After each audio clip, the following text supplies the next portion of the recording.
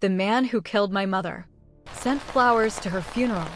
I arranged them. Subscribe, because what I learned later will make you question everyone you trust. My name is Adaeze Okonkwo-Lim. The hyphen is the whole story, really. My mother, Chidinma Okonkwo, was Igbo, born in Enugu, raised on the sharp edge of ambition and red palm oil stew, the kind of woman who ironed her clothes at 5 a.m. because she said presentation is the first argument you make before you open your mouth. My father, Lim Byung-soo, was Korean, a quiet man from Daejeon who fell in love with my mother at a trade conference in Lagos in 1994 and followed her across 3 continents because he said she was the only person he'd ever met who argued with certainty rather than noise. They built something unusual. Not easy, unusual. The kind of life that requires constant translation, not just of language but of meaning. My mother learned to make doenjang jjigae. My father learned to eat egusi without wincing. I grew up between 2 worlds that each loved me and neither world fully claimed me. I was, as my grandmother in Enugu used to say, a girl written in 2 languages. She meant it as a warning. I eventually understood it as a weapon. We lived in Incheon. My father worked in logistics, legitimate, mid-level, the kind of work that keeps the city moving without anyone noticing.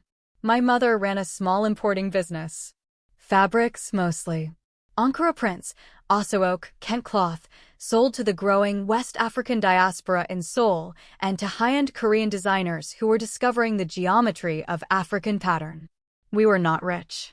We were stable, which, as any immigrant family knows, is a far more fragile thing. I was 17 when my mother died.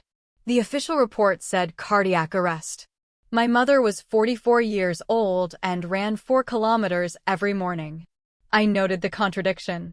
I filed it somewhere cold inside myself. And I waited. I want to explain something about the Haek Ssang, the black double, before I tell you what I walked into.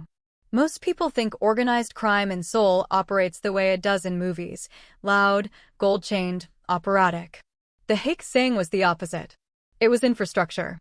It was the company that handled your building's maintenance contract. It was the import clearance agent who processed your paperwork suspiciously fast. It was the scholarship fund that sent 20 kids to university every year with no public fanfare and no press releases. It was 3 families, 1 Korean, 1 Nigerian, 1 Chinese, who had decided sometime in the late 1980s that the future of power was not territory. It was dependency. Make enough people need you.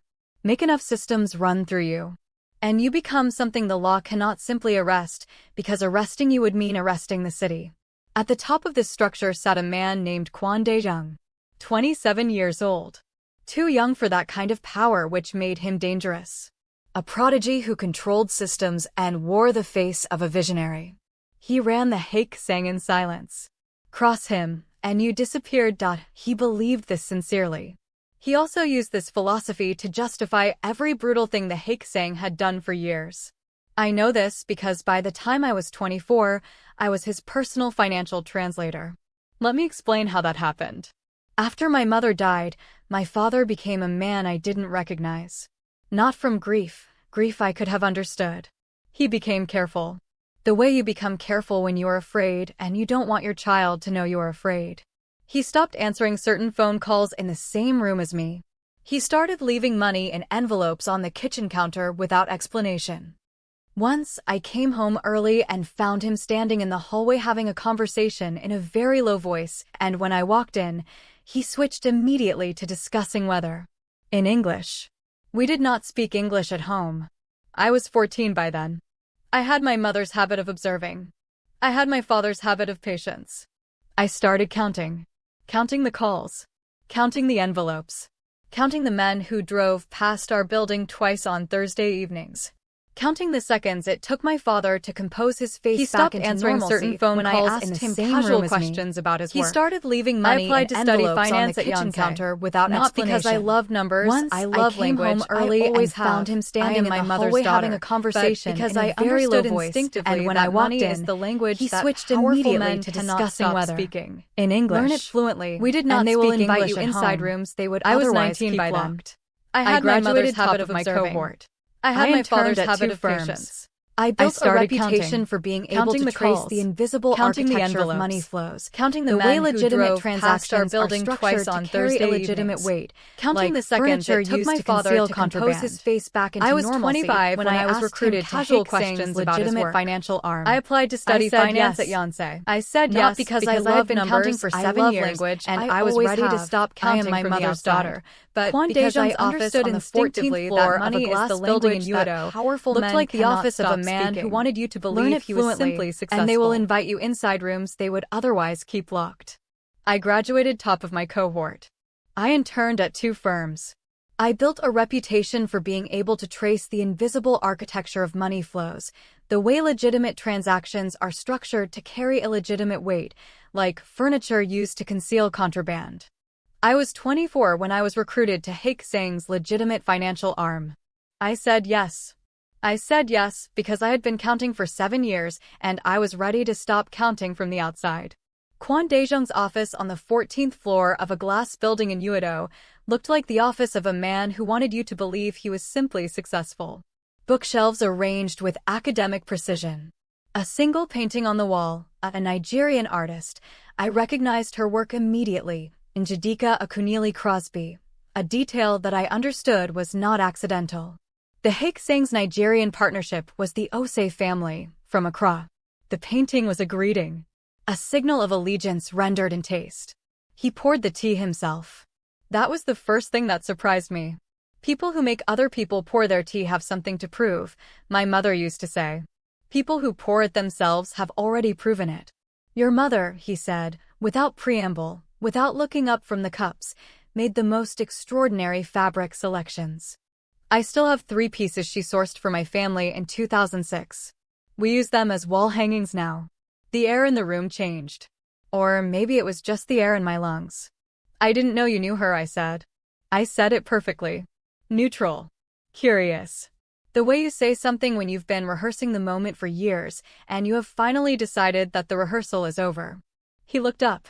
He had the eyes of a man who had spent 60 years calculating the weight of every room he entered. He calculated me now. I let him. I had nothing to hide in that moment because I had hidden everything before I walked in. She was a remarkable woman, he said. Her death was a great loss. Yes, I said. It was. I picked up my tea. I drank it. And I thought, I know you sent the flowers. I know you knew her favorite flower. I know that a woman who ran 4 kilometers every morning did not die of a heart attack. I have 3 years of financial records that I have been quietly reconstructing, and what they show me is that my mother discovered something she was not supposed to discover, and I am sitting in this room right now because I have decided that the most dangerous place I can be is the place you least expect me. I said none of this. I said, I'm looking forward to contributing to the team. He smiled. It was a real smile. That was the most terrifying part. The Nigerian side of the Haek Ssang was represented in Seoul by a woman named Abina Ose-Mensah, 25. Ghanaian-Nigerian dual passport. Educated in London, then Tokyo. She handled what Kwon Dae-jung's organization called cultural logistics, which was the elegant way of saying she managed the human networks that the financial infrastructure depended on, community leaders, diaspora gatekeepers, the informal trust systems that moved money and favors and information through channels that no algorithm could track. She was the sharpest person I had ever been in a room with. She was also, I discovered in my 6th month at Haek Ssang, the person who had approved my hire. Not Kwon. Abina. She had pulled my file before I even applied. She had tracked me from my thesis at Yonsei, a paper on informal value transfer systems in West African diaspora communities in East Asia, and she had recommended me to Kwon's people as exactly what the organization needs. I found this out by accident. A misfiled document. A name on an email thread that shouldn't have been visible. I sat with it for 4 days. Then I requested a meeting with Abina directly, which was unusual. People did not request meetings with Abina. They waited to be summoned. She kept me waiting for 11 minutes in her anteroom. When I walked in, she was standing at the window with her back to me, and she said, without turning around, "What did you find?" "You recruited me," I said. "Yes." "Why?" She turned around then. She had a face that had practiced stillness the way musicians practice scales, until it became not performance, but nature. She looked at me the way someone looks at a thing they built and are finally seeing in full light. "Because your mother came to me," she said. 3 weeks before she died. I will not tell you everything Abina told me that day. Not because I want to be dramatic, though I understand if it reads that way, but because some of what she said I am still verifying. Some of it I am still deciding what to do with. And some of it, honestly, broke something open in me that I have not finished grieving, and I will not perform that grief for you before I've lived it properly. What I will tell you is this. My mother was not only a fabric importer. She had been, for 6 years before her death, a quiet informant for a woman inside the Haek Ssang who was building a case, not for the police, who were compromised, but for a rival structure. A counter-network. People inside the organization who believed Kwon Dae-jung had crossed a line that even their world had lines against. What line? Children. Not harming them. Using them. Specifically, the scholarship fund. The 20 children every year. Where were they being placed? Who tracked them after graduation? What did they owe and to whom and for how long? My mother found the thread. She pulled it. She pulled it all the way to Kwon Dae-jung's desk. And then she died of a heart attack at 44 years old, and the man who ordered the flowers was standing 3 feet from my father at the funeral, and my father knew. And my father had been afraid ever since because knowing and surviving are 2 different skills, and he had only mastered one of them. Abina said, "Your mother trusted me with what she'd found. I wasn't fast enough.